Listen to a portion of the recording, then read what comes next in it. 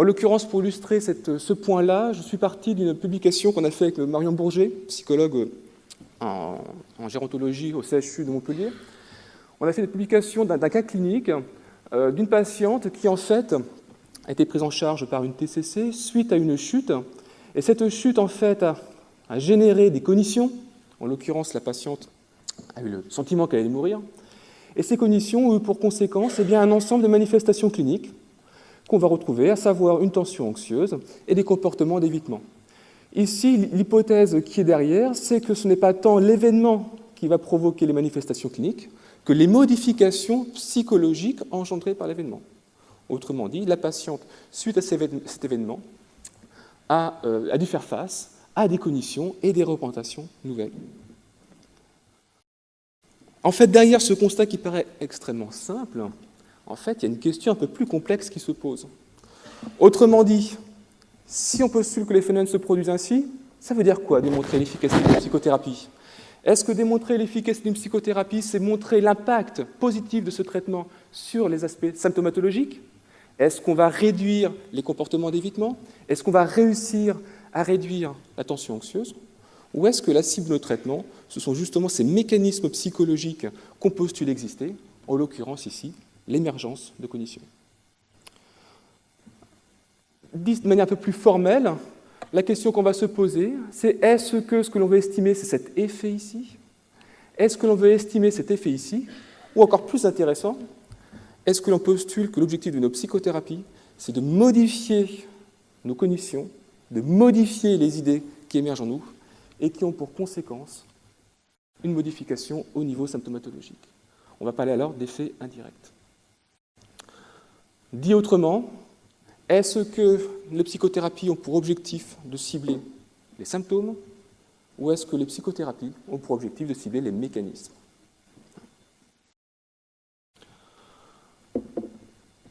Deux arguments vont soutenir mon propos. Le premier argument, c'est qu'en réfléchissant sur les techniques de modélisation qu'on peut employer, en réfléchissant sur nos analyses de données, on a peut-être une piste pour ajuster les méthodes d'analyse à la nature de nos données. Et on va voir que le simple fait de faire une mesure répétée va poser un certain nombre de problèmes. Le deuxième point de départ, c'est de montrer que les techniques de modélisation vont nous permettre également d'ajuster la manière d'analyser nos données en fonction de la nature des phénomènes que nous étudions, que l'on soit chez le sujet adulte ou chez le sujet en particulier, sur lequel j'insisterai un peu plus loin. Avant d'aller plus loin, quelques éléments de définition. Qu'est-ce qu'on entend par modélisation? En fait, si on voulait parler de manière très simple et très claire, la modélisation renvoie ni plus ni moins qu'à une simplification de la réalité, c'est-à-dire qu'on va essayer de se représenter de manière schématique les propriétés fondamentales d'un objet complexe. Alors, premier cas de figure dans lequel la modélisation pourrait nous apporter des réponses intéressantes. Le chercheur a fait son travail correctement, il a recruté un ensemble de patients, il les a répartis dans deux conditions, une condition contrôle et une condition dans laquelle les patients vont recevoir le traitement dont on veut évaluer l'efficacité. Il fait tout ça avec le hasard, mais le problème c'est que le hasard ne fait pas toujours très bien les choses. Et en l'occurrence, là, le souci que nous avons, c'est qu'au point de départ, en baseline, on constate que nos patients sont différents sur le critère de jugement d'efficacité, en l'occurrence ici, la douleur. Alors le souci que l'on va avoir ici, c'est que le fait que les groupes ne soient pas équivalents au point de départ font que cela va générer soit une surestimation de l'effet du traitement, soit une sous-estimation de l'effet du traitement. En l'occurrence ici, les patients dans le groupe traitement vont être dans cette partie-là, et en l'occurrence, ce qui peut se produire ici, c'est une sous-estimation de l'effet du traitement, c'est-à-dire que la probabilité, les chances que les patients qui sont ici présentent un déclin de l'état clinique est beaucoup plus faible que les patients qui sont ici. Alors on fait quoi? Est-ce qu'on jette nos données en postulant que le hasard n'a pas bien fait les choses? Est-ce qu'on fait un effort supplémentaire? On va passer encore plus de temps, on va dépenser encore plus d'argent pour recruter des milliers de patients? Ou est-ce que malgré tout, rien qu'avec ces données, on pourrait trouver dans la modélisation une solution pour essayer de régler le problème? Et en l'occurrence, ce qu'on voudrait faire, c'est ça. Et si mes deux groupes de patients étaient comparables au départ, qu'est-ce qui se passerait? En l'occurrence, l'une des techniques qui peut être employée ici, l'une des techniques que la modélisation, une des solutions que la modélisation peut apporter, c'est tout simplement d'essayer d'ajuster l'effet du traitement et l'effet du temps sur les résultats au point de départ. Autrement dit, et si je contrôlais cette différence au point de départ, quel serait l'effet du traitement, quel serait l'effet du temps? Et la solution, en fait, elle est connue, c'est ce qu'on appelle les analyses de covariance. Il s'agit simplement d'injecter dans nos modèles, comme prédicteur, le résultat au temps 1, d'injecter les valeurs de mon critère de jugement d'efficacité dans le modèle. C'est ce qu'on appelle une analyse de covariance, et on voit que sans et avec ce prédicteur, on modifie, on va affecter l'estimation de l'effet de l'intervention. Alors, à chaque fois, je vais essayer de vous, non seulement de soulever des problèmes, de réfléchir à des solutions, mais également de vous indiquer des pistes techniques vous permettant d'implémenter ces stratégies. Donc, en l'occurrence, la solution technique, c'est ni plus ni moins que de faire une analyse classique, à savoir une MANOVA, analyse de variance multiple, et plus précisément de faire des MANCOVA, c'est-à-dire d'injecter dans nos analyses un covariant, en l'occurrence ici, la valeur au temps 1. Donc on a vu un premier problème, qui est que la randomisation ne règle pas tout, mais que la modélisation nous permettrait déjà de résoudre certains problèmes. Il y a un deuxième problème qui va se poser, technique, c'est le fait que le patient va être évalué avant l'intervention, il reçoit l'intervention et il va être évalué après. Ce que l'on constate, c'est que tous ces petits carrés ont des flèches qui partent vers une seule et même chose, le patient. Autrement dit, toutes ces observations sont liées les unes aux autres. On va dire qu'elles sont corrélées. Avec les techniques de modélisation classiques, habituelles, ça va poser des problèmes, puisqu'en fait, ces observations ne sont pas indépendantes. On parle donc de non-indépendance des résidus, ce qui vient affecter la qualité de nos analyses. Et surtout, la question qu'on peut se poser, c'est est-ce que l'évolution du patient au cours du temps, le fait que cliniquement le patient ne soit plus le même ici que là et là, est-ce que ça ne pourrait pas s'expliquer par des caractéristiques liées au patient? La variabilité, la complexité qu'il y a entre les patients. Donc notre objectif ici, ça va être de répondre à cette question. Dans quelle mesure l'effet du temps sur l'état clinique du patient peut fluctuer, et l'estimer peut fluctuer en fonction des individus. On parle alors d'un effet sujet. Alors, ce schéma, je vais le prendre étape par étape. Autrement dit, qu'est-ce que l'on voudrait faire? Ici, c'est le critère de jugement d'efficacité, par exemple la perception de la douleur du patient. Classiquement, qu'est-ce que l'on fait? Eh bien, on va voir est-ce que ce critère de jugement évolue au cours du temps. On veut voir si le traitement par rapport à la condition contrôle a un effet sur ce critère de jugement. On veut voir si l'évolution au cours du temps du patient, c'est-à-dire son état clinique au temps 1 versus temps 4, est-ce qu'il est le même, cette évolution est la même, selon que le patient a reçu le traitement ou pas? Et c'est cette petite case-là. Et ce que je suis en train de vous indiquer, c'est qu'il manque une chose, ça ne fait que ça. Et ce qu'il manque, c'est est-ce que l'évolution au cours du temps du patient peut fluctuer en fonction des caractéristiques des patients. On parle alors d'un effet sujet. Alors là, je vous ai schématisé un modèle. En gros, classiquement, habituellement, qu'est-ce qu'on fait? On fait ça. L'effet du traitement, l'effet du temps et l'interaction des deux. Et ce qu'on fait beaucoup moins, c'est la partie qui est là.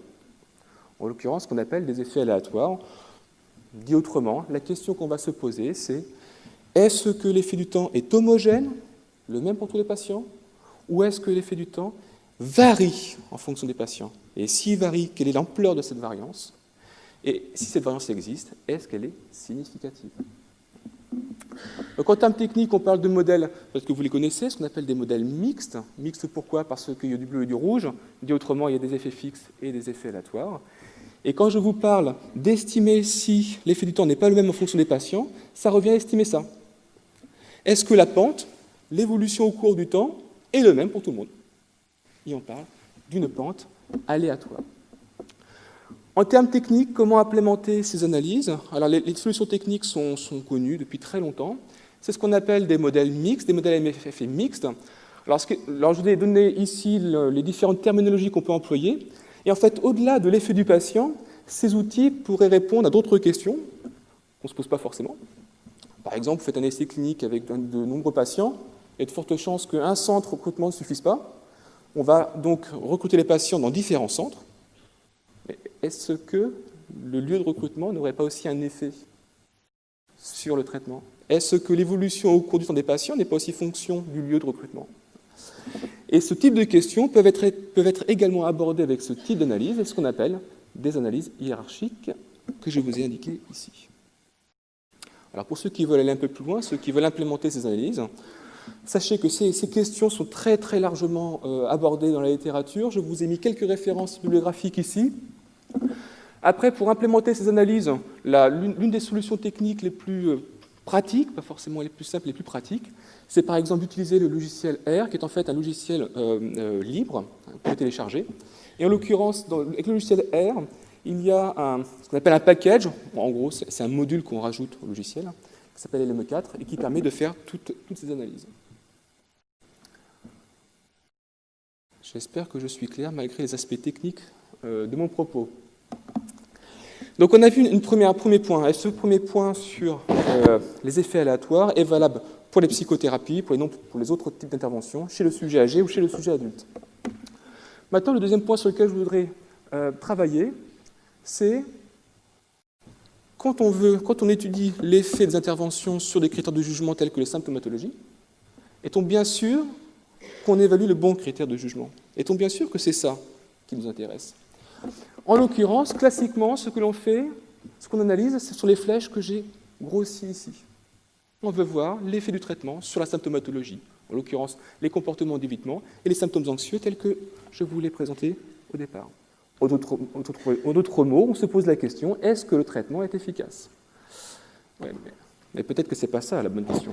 Peut-être que la bonne question est de savoir, est-ce que le traitement a impacté le mécanisme qui va sous-tendre le phénomène clinique que je veux traiter? En l'occurrence, est-ce que le traitement m'aide à aller mieux parce que le mécanisme a agi? En l'occurrence, est-ce que finalement ce qui m'intéresse, ce n'est pas de savoir si mon intervention va modifier le mécanisme psychologique, et cette modification du mécanisme va en retour avoir un impact sur la symptomatologie. Qu'est-ce que je veux dire par là? Reprenons l'exemple que je vous ai présenté au départ. Le point de départ, c'est quoi?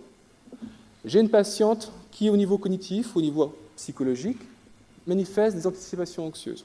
Cliniquement, j'observe des symptômes associés. Mon objectif, mettre en place une thérapie, telle que la thérapie cognitivo-comportementale.